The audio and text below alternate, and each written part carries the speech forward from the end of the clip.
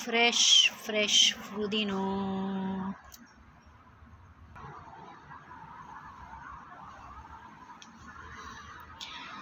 Fresh पुदीनो।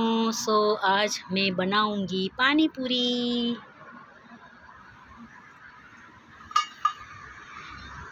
तो हो जाए पानी पूरी।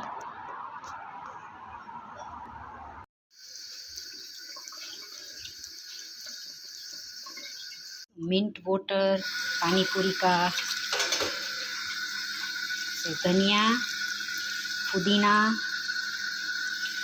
लेमन, मिर्च, अदरक, क्यूमिन, जीरा।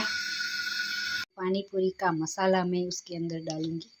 लेमन और जीरा,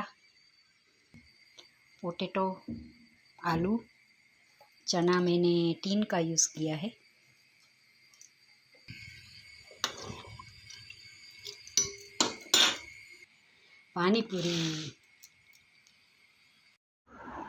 पानी पूरी रेडी है। आ जाओ सब। बहुत अच्छा एटमॉस्फेयर है। पुदीना, इमली, इसमें बूंदी, सेव, अनियन, मुझे कुछ नहीं चाहिए, वो मुझे सब दही पूरी में चाहिए।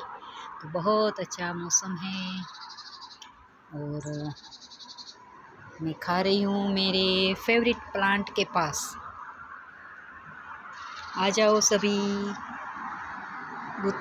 प्रभु का दिया प्रभु को अर्पण। Thank you for watching.